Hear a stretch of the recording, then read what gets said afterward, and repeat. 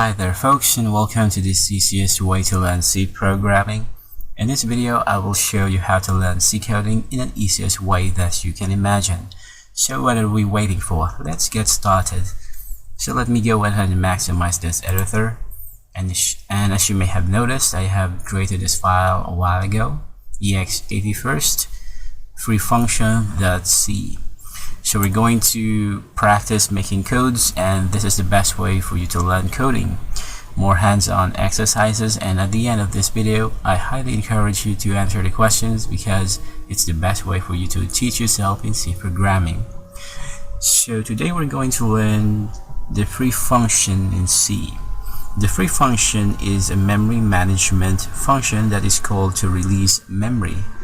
By freeing memory, you make more available for use later in your program. To better understand this, let's go ahead and complete this example in here. So I have added this library, the standard library. We'll be using this to call the functions. So let me complete this.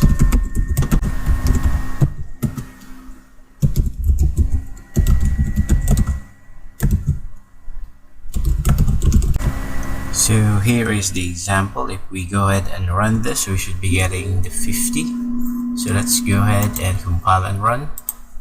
And here is the result, 50, which is correct. So again, the free function is a memory management function that is called to release memory.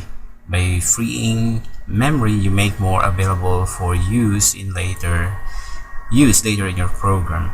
So that's how we use the free function.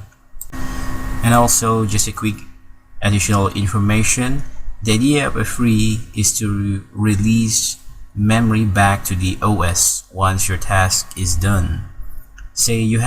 Let's say for example you had declared a structure as part of your program and went about using the structure in your function. After your function is done and your structure is no longer required, you are supposed to free the memory allocation. Otherwise, the program thinks you still need the memory, but you have already done with its usage. Now, suppose your function gets called multiple times. Each time it will create a new structure, allocate memory, finish processing, and not release memory. This is called a memory leak.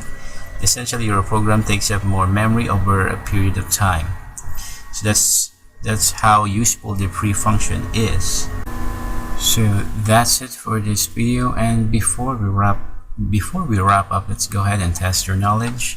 So I have here on this tab, so I want you to fill in the blanks to allocate memory and then free the memory allocated by the malloc function.